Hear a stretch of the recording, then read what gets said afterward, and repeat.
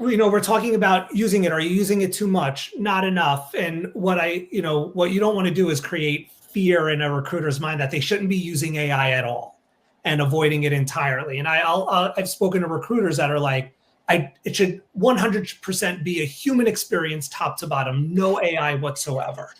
But you also said at the top of our conversation here today that you do have to lean in a little bit. Can you just talk a little bit more about why it's important to lean in and what you miss out on by just outright refusing to introduce AI at all into the process?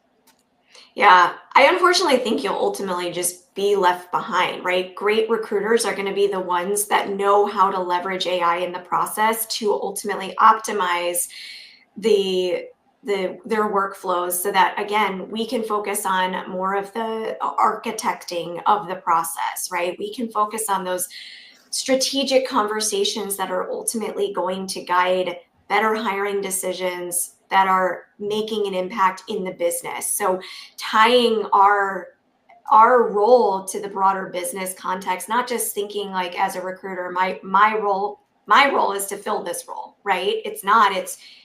I challenge my hiring managers on decisions they're making. I'm like, do you really want to hire this person when, XYZ didn't really align with where we're headed a year from now, And by leveraging AI, it's taking those daily tasks away. I actually did a whole business case when I wanted to implement an AI note taker.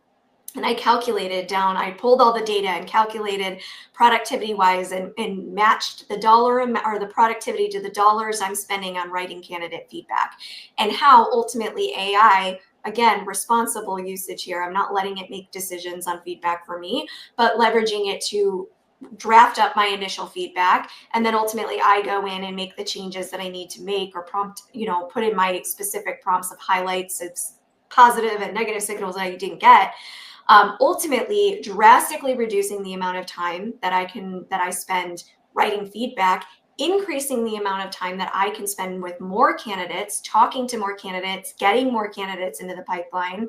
So I ultimately think that I see AI as that force multiplier. And if you shy away from it, unfortunately, it's just you're going to be stuck in this very antiquated, outdated system that ultimately isn't going to help you or the company scale.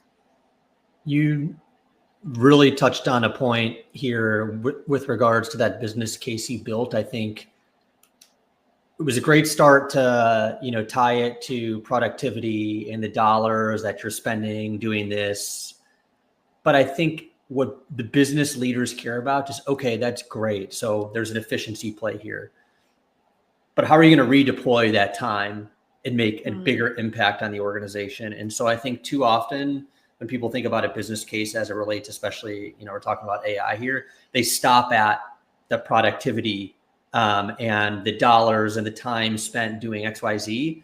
And it's like the business leaders want to know, okay, well, if you now have freed up that time, what are you going to do with it? That's going to make a bigger impact on the organization. And I think you nailed talking about that, which is I'm going to be able to increase the time that I can spend talking to candidates, talking to them about the vision for the organization, sourcing people that are hard to find or whatever it may be. And that, I think, is really where you're able to show the true recruiter skills versus being drowned in admin, a lot of things that can be taken off your plate. So it's the unlock, but it's the redeployment that I think is really what hits home if a stakeholder is reviewing or trying to sign off on a tool that you're trying to use.